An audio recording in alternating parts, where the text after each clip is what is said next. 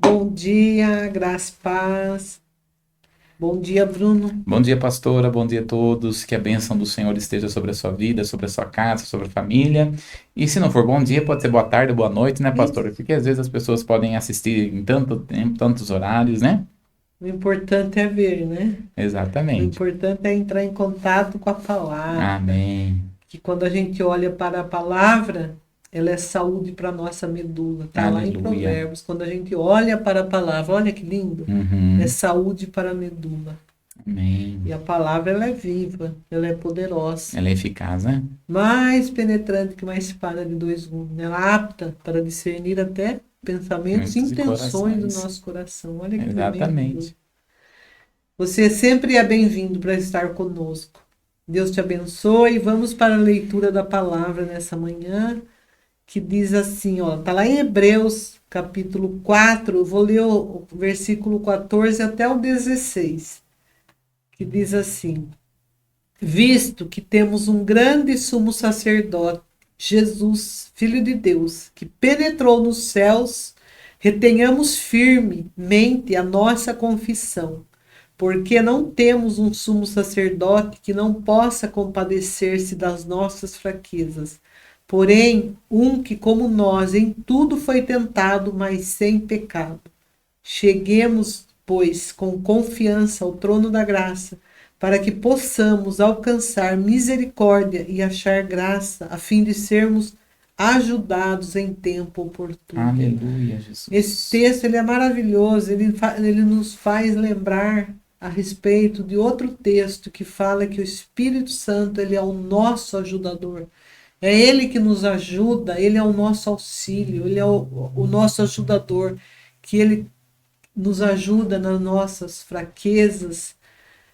E aqui ele fala que nós não temos um sumo sacerdote que não Amém. possa se compadecer da nossa fraqueza. Deus é um Deus que se compadece. Isso está no caráter do Senhor Jesus, quando ele olhava para a multidão, ele olhou para a multidão que o acompanhava, ele se compadeceu, porque a multidão era como alguém que não tinha pastor. Uhum. Andava sem direção, sem orientação, e Jesus se compadeceu daquela multidão. E hoje ele fala aqui para nós que nós devemos achegarmos até o trono da graça, aqui no versículo 16, com confiança, para que possamos alcançar misericórdia e achar graça, a fim de nos sermos ajudados em tempo oportuno. Esse é o tempo oportuno. Esse é Aleluia. o tempo que Deus deseja entrar com o socorro, porque Ele Aleluia. mesmo é socorro bem presente, presta atenção na nossa angústia, na nossa Aleluia. tribulação. Ele Glória é a um Deus que Deus. está presente. Não nos Aleluia. deixou sozinhos, mas Ele está presente. Ele está presente. É só nós tomarmos posse. Aleluia. Que Amém? bênção, né, pastora? Todos os dias da nossa vida. Todos os dias. Ele vai estar conosco. Amém. E a Glória a Deus. confissão, eu acho lindo esse Sim. texto que fala que nós temos que reter firmemente a nossa confissão em Cristo. É isso que nós temos que reter. A palavra, A palavra. né? Confessar a palavra. Confessar a palavra, declarar a palavra, porque Deus reter, reter, né? Tem até Ele está uma dizendo aula, aí, né, né? sobre confissão, não tem? Sim, No tem IFC? no IFC tem uma aula chamada Confissão e Paciência. Ah, é. E ele está falando assim, olha só. Cheguemos, pois, como que é o versículo 15, pastora? Onde que tá? Ah, no 14. No 14. Visto que temos grande sumo sacerdote, Jesus, Filho de Deus, que penetrou no céu, retenhamos firmemente. Anota. Olha lá, reter, reter, Guardar. guardar, reter firmemente a nossa confissão. Qual a confissão? A confissão da palavra. Porque Deus é um Deus que está ligado à sua palavra, não é ligado à nossa. Né? Deus, ele se compromete com a palavra dele e não com a nossa. Então nós devemos reter firmemente a confissão. Por isso quando ele fala assim, né, tem um dos versículos que nós devemos nos achegar diante do trono confiantemente, né, aqui em Hebreus. Nós devemos confiar que o Senhor está nos ouvindo, que ele vai estar se compadecendo e que está fazendo muito mais do que nós pedimos ou pensamos. Sabe que eu vi um testemunho, mesmo nesse curso de teologia do IFC, que nós temos aqui na igreja, de uma pastora que estava ministrando essa aula sobre confiança e paciência, Confissão e paciência. confissão e paciência, que ela ouviu de um aluno dela que ele precisava de uma cura e ele exerceu essa confissão da palavra todos os dias e ele foi curado. Sim. Ele foi curado de uma enfermidade de confessar a palavra. Reter a palavra, porque ela é a cura, né? Não foi isso que nós abrimos hoje, né? Que é lá em Provérbios, você começou a falar já. Isso. A palavra é cura, né, É pastor? cura, libertação. Então nós devemos reter esta palavra que nos cura. Glória a Deus. Vamos lá, pastora, para o nosso estudo. Nós estamos falando sobre os galardão, né? Tipos de galardão. Tipos de galardão, né? Tá lá, e a base está lá em Apocalipse 22:12. Eis que vem em breve, a minha recompensa está comigo e eu retribuirei a cada um de acordo com o que fez. Aleluia. Então, ele vem em breve. Isso que deve estar no nosso coração. Ele vem.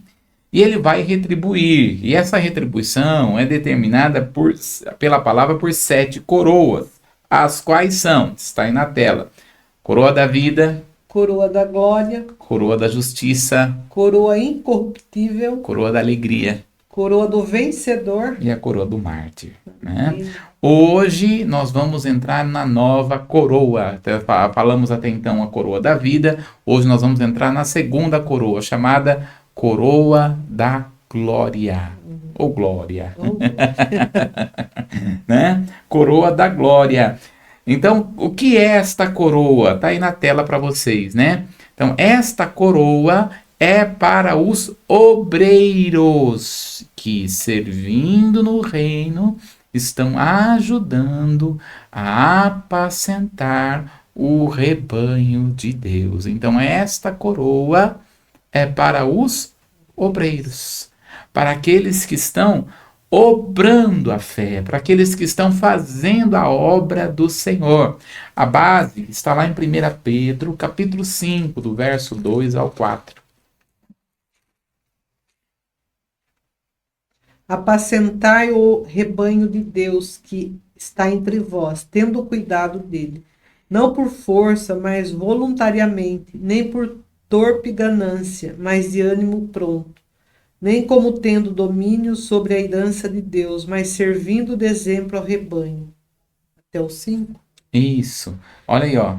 Até o 4. E quando aparecer o sumo pastor, alcançareis a incorruptível coroa de glória. Olha que bênção. Então, apacentai as ovelhas. É interessante que é Pedro que está falando isso, porque Jesus, ele vira para Pedro certa vez e fala assim, Pedro, você, quando tu te converteres, apacenta as ovelhas.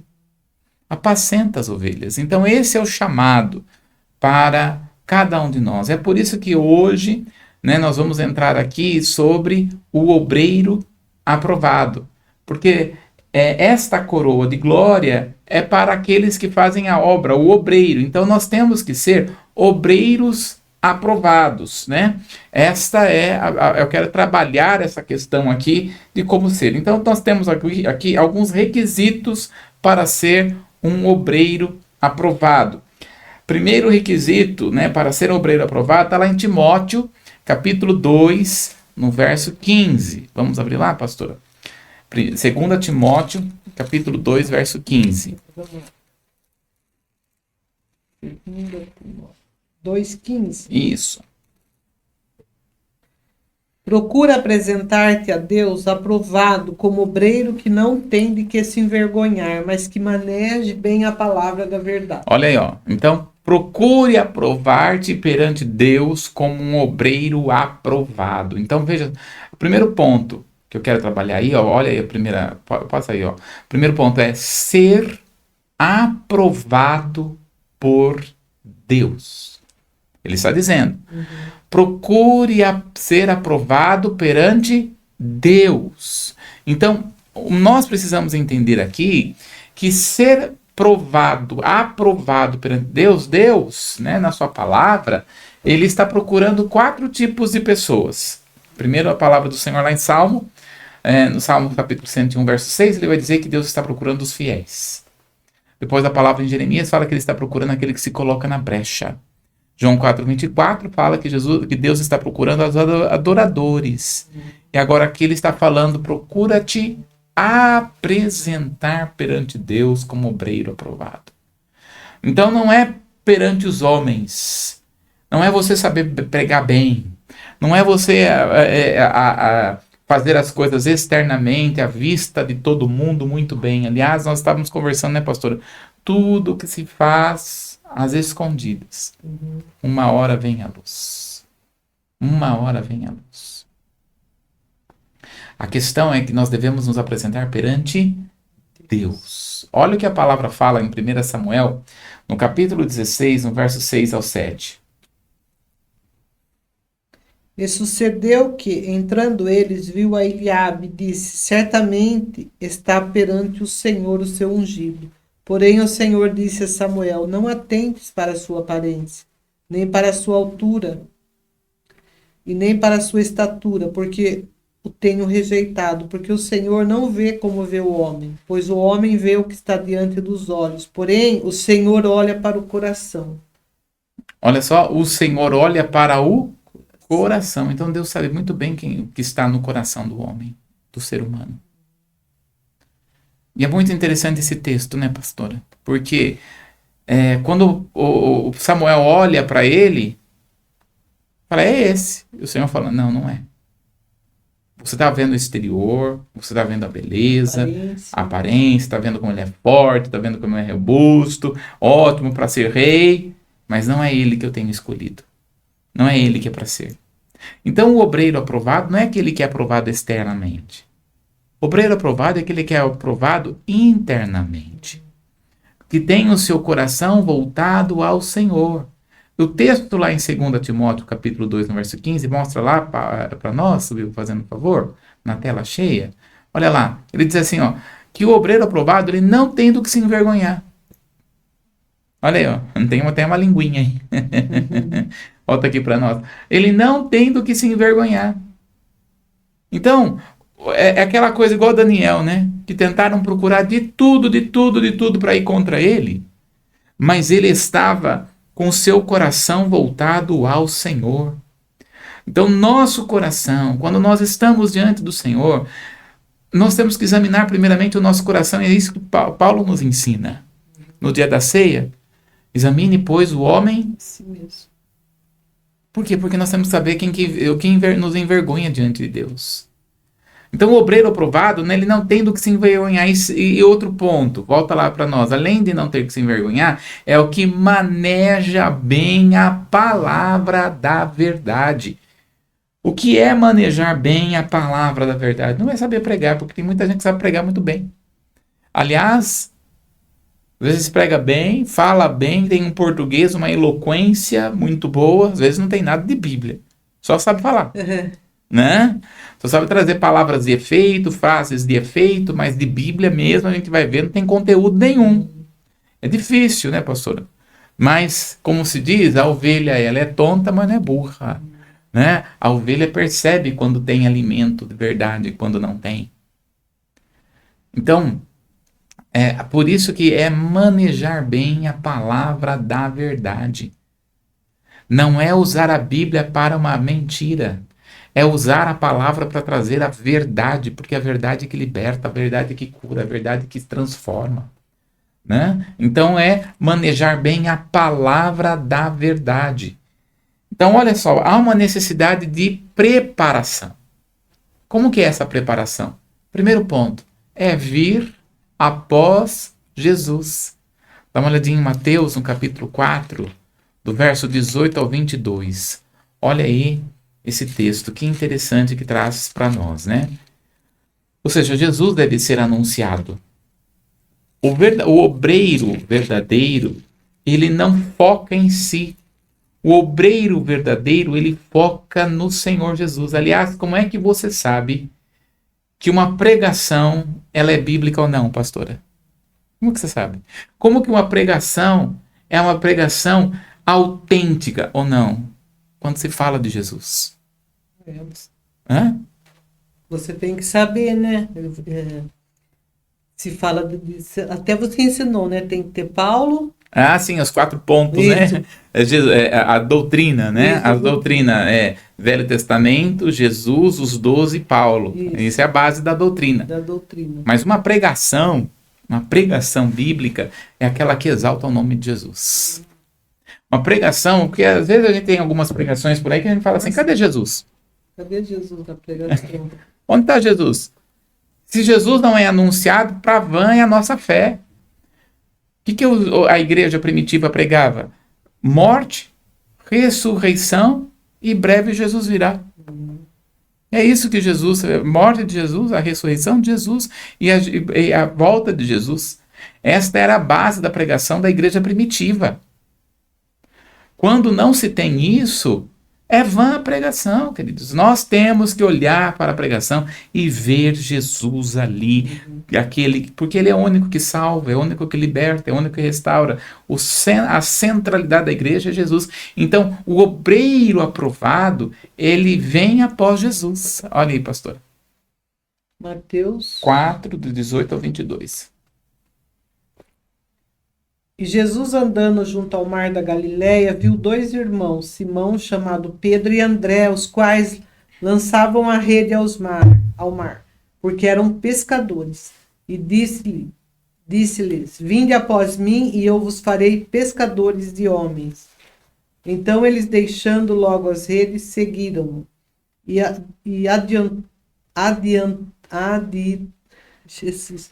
E adiantando-se dali, viu outros 2 irmãos, Tiago, filho de Zebedeu, e João, seu irmão, num barco com Zebedeu, seu pai. Consertando as redes, os chamou. E eles, deixando imediatamente o barco e seu pai, seguiram. Olha só. Fico pensando, né? Que nós estamos falando aí, quando que estava aí, Pedro e... Os seus irmãos é Pedro e João. É. Olha só, Pedro e João, irmãos. Estava trabalhando. Jesus chega no trabalho deles e fala assim, ó, vinde após mim. Farei pescadores. Será que ele ficou pensando? Eu não sei, eu não sei o que aconteceu, porque a Bíblia ela vai trazer o retrato ali. Mas será que eles chegaram assim, Jesus, deixa eu orar um pouquinho aqui, deixa eu pensar. Nossa, eu tenho que calcular, deixa eu pensar aqui. Não, a palavra fala que deixando as redes. Deixando as redes, seguiram a Jesus. Então, o obreiro aprovado é aquele que deixa. Veja, não existe forma de você ser um obreiro aprovado se você não deixar algumas coisas. É impossível, eu sempre digo isso, é impossível você andar com Jesus e não ter que deixar algumas coisas. Se você andar com Jesus e não quiser e ficar segurando algumas coisas, você vai ficar retendo coisas da parte de Deus na sua vida. Jesus, ele nunca nos pede algo que não seja para dar mais. Porque ele fala, vinde após mim. E vocês continuarão sendo pescadores, mas agora de alma. Vocês vão deixar uma coisa, mas vocês vão ter outra. E é muito mais. Então o obreiro aprovado é aquele que deixa por amor a Jesus. Até mesmo assim, Senhor, será que vai dar? Será que não vai dar? Será que eu vou... É impossível. Toda vez que Deus me pede algo, eu tenho que deixar algo. É incrível, pastor. Se o Senhor está falando, Bruno, dê um passo para isso, eu tenho que deixar alguma coisa. Tenho que deixar alguma coisa para trás. Tenho que deixar de viver alguma coisa que eu gostava. Por quê? E eu sei que é por um momento. Porque para depois, eu vou ter muito mais. Jesus vai deixar bem claro, todo aquele que quer me seguir vai ter que deixar pai, mãe, irmãos, mas ganharás 100 vezes mais. Com Deus não perde nada. Não, mas você vai ter que deixar algumas coisas. É impossível você andar com o Senhor sem deixar. Foi assim, Abraão só foi pai de Abraão. Abraão só foi pai da fé. Abraão só foi pai de multidão. Abraão só foi quem foi. Porque ele teve que deixar algumas coisas, dentre eles até mesmo o amor do seu próprio filho. Então, Quando nós estamos falando em vir após Jesus, ele está deixando aí, ó, deixando as redes. Deixaram as redes e seguiram a Jesus. Obreiro aprovado é aquele que deixa. Obreiro aprovado é aquele que renuncia. Obreiro aprovado é aquele que não olha para trás, mas avança. Porque aquele que põe a mão no arado e volta para trás, esse não é digno do Senhor. Então o que Deus está pedindo? Eu não estou falando de religiosidade e nem de ministério. Eu estou falando de coisas que o Senhor nos pede, porque aquilo que Deus me pede não vai ser aquilo que Deus te pede. Né? Aquilo que o Senhor vai me falar, Ele pediu aqui para eles deixar a rede, deixar o trabalho. Mas Jesus pediu isso para todo mundo? Não. Para aquele, por exemplo, para aquele homem que estava no tanque de Betesda, ele simplesmente disse: pega a sua cama e anda. Deixa de ficar deitado. Deixa do estado que você está. Deixa da maneira como você está. Anda. Porque é impossível você andar com Jesus e não ter que deixar alguma coisa. Ele tem que deixar de ficar deitado. Ele tem que deixar a enfermidade, a doença. Então, quando nós estamos falando de obreiro aprovado, é seguir a Jesus. É renunciar por amor a Ele. Porque muitas vezes nós queremos ficar tão agarrados e nós não renunciamos por amor ao Senhor. Eu volto a dizer, isso é tão pessoal. É muito pessoal. Aquilo que Deus me pede, não é aquilo que Deus vai te pedir. Mas para todos nós que queremos seguir ao Senhor, Ele nos pedirá alguma coisa. Segundo ponto, está aí na tela. Ver para fazer igual. Está lá em João, capítulo 13, no verso 15. Isso que nós estamos vendo é uma preparação para ser um obreiro aprovado. Porque eu vos dei o exemplo, para que como eu vos fiz, façais vós também. Olha aí, ó. Sim. A preparação é ver para fazer igual. Eu vos dei exemplo. O obreiro aprovado é aquele que deixa exemplo. Por isso que pesa sobre todos os que são líderes na casa do Senhor a vida de exemplo, exemplar. Não é uma vida... Ele não está falando para ter uma vida perfeita, mas está mostrando uma vida exemplar, porque a vida exemplar representa a vida e o compromisso que a pessoa tem com Deus. Então, o primeiro ponto, ele vai pedir para nós deixarmos. Depois ele vai mostrar para nós vermos para fazer igual. Ou seja, por que o obreiro aprovado ele tem que ser aprovado? Porque as ovelhas vão estar olhando. As pessoas vão estar olhando. As pessoas vão estar observando. E o Senhor Jesus disse certa vez que aquele, pois, que trazer algum escândalo para um dos pequeninos é melhor que colocasse uma pedra no pescoço e se derrubasse num penhasco. Pois é. É peso que ele vai trazendo? Não, ele está falando sobre o teor da responsabilidade. Agora é o Senhor que nos capacita a ser exemplo. Não está na nossa força, mas está na força de quem nós estamos olhando. Então, eu só vou conseguir ser exemplo se eu olhar para Jesus.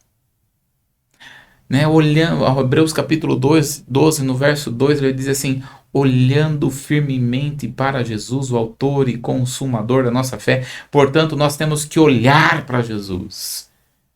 Olhar, porque conforme nós vamos olhando para o Senhor, Ele nos dá força e nos dá graça para sermos exemplo.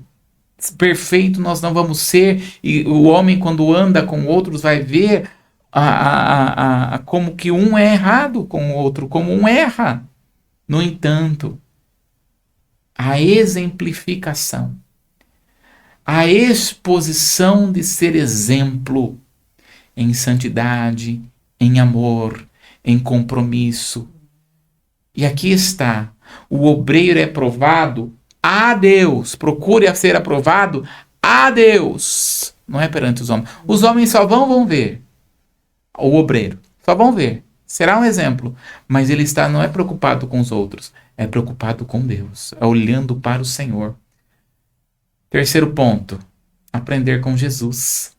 Mateus capítulo 11, no verso 29. Mateus 11, 29.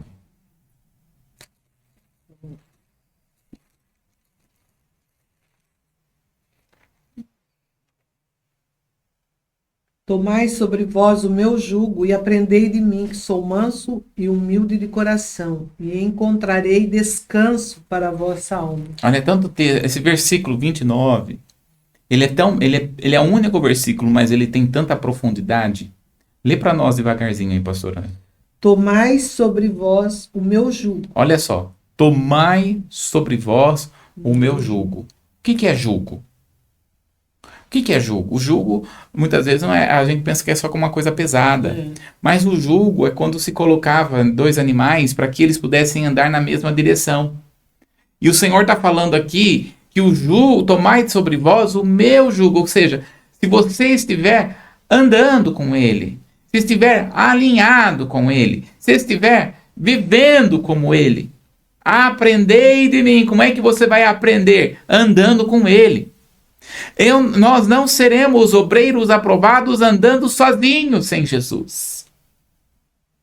Por isso o obreiro aprovado tem que ter tempo de oração, tem que ter tempo de jejum, tem que ter tempo de leitura da palavra.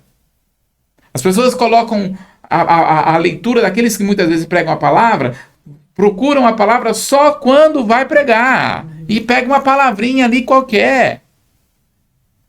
E fica muitas vezes observando muito mais, muitas vezes, né? Olhando a forma administrativa e de como lidar no meio da igreja, do que realmente preocupação, olhar a palavra, porque é a palavra que cura, a palavra que liberta, a palavra que restaura. Lá em Atos 1, capítulo 6, os apóstolos vai dizer assim: não é bom que nós venhamos a servir as mesas. Procurar entre vós 7 pessoas, aí ele vai dizer que seja cheio do Espírito Santo, cheio de sabedoria, com caráter, né? Ele vai trazer pelo menos, se não me engano, 6 características ali, e ele vai dizer: porque nós nos dedicaremos à oração e à palavra. Por quê? Porque para andar no jugo do Senhor Jesus, tem que se dedicar à oração e à palavra. Se dedicar à oração e à palavra. Se dedicando à oração e à palavra que nós vamos estar mais parecidos com Jesus. Nós vamos conseguir dar mais perdão, amor, né? Continua lendo para nós. Tomai de mim O meu jugo e aprendei de mim, que sou manso e humilde de coração. Olha que coisa linda, pastora. Quando nós andamos com Jesus, é que nós vamos conseguir ser manso e humilde. De coração. E não é de forma externa, é de coração. Então, quando nós estamos com o Senhor, o obreiro aprovado é aquele que anda com o Senhor. O obreiro aprovado é aquele que tem compromisso com Deus. O obreiro aprovado é aquele que deixa as coisas por amor ao Senhor. Mas aqui, a permanência de andar com Jesus. Diga-me com quem tu andas, que te direi quem tu és, não é? De andar com Jesus. Jesus, ele é manso e humilde. E todo aquele que tem uma vida voltado ao Senhor, buscando a presença de Deus, ele se torna manso e humilde. Andar com Jesus não é você ficar ajoelhado num quarto lendo a Bíblia. Andar com Jesus é você entender a pessoalidade do Espírito Santo. É você entender que o Espírito Santo, ele é uma pessoa.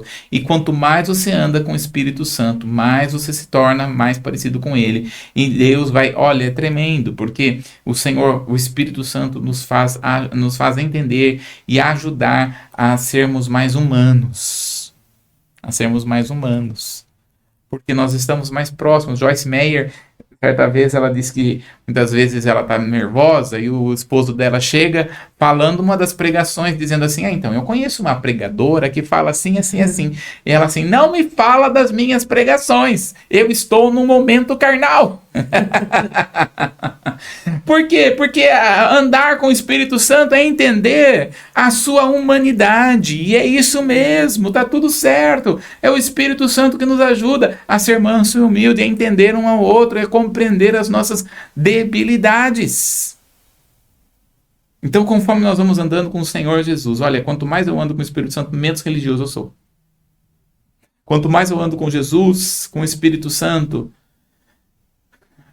mais eu consigo enxergar o outro, as necessidades, as debilidades. Isso é ser manso e humilde, de coração. E olha só, entender, o quarto ponto aqui, ó. Aliás, seria assim, o quarto ponto é que as provações fazem parte do aprendizado. O obreiro aprovado tem provação? Sem provação, você não é um obreiro aprovado.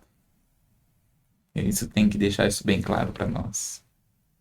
Sem provação, você não é um obreiro aprovado. Olha aí, 1 Pedro, capítulo 1, versos 6 e 7. 1 Pedro 6 e 7. Isso. Em que vos grandemente vos alegrais, ainda agora importa, sendo necessário que estejais por um pouco contristado, com várias tentações, para que a prova da vossa fé, muito mais preciosa do que ouro que perece e é provado pelo fogo, se ache em louvor e honra e glória na revelação de Jesus Cristo. Olha, ó, muito mais as vossas provações, como ouro refinado pelo fogo, que é para a revelação da glória do nosso Senhor Jesus Cristo. Olha que coisa tremenda, pastor. O ouro, ele passa pelo fogo, né? Mas tem um propósito, de acordo com Pedro, que é revelar Jesus em nós. Revelar Jesus. Não é tremendo?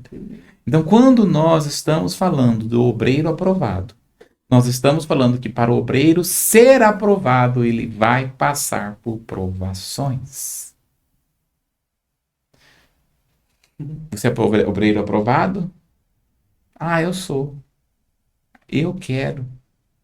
E todo aquele que ama Jesus deseja. Vai passar por provação. E tudo bem. Porque faz parte. Jesus está se revelando a nós. E revelando Jesus em nós. Amém? Amém. Nós vamos ficar aqui. Semana que vem nós vamos continuar nesse tema do obreiro aprovado. Isso. Um bom dia para você. Nós esperamos você na próxima live. Deus te abençoe. Uma ótima semana. Em nome de Jesus.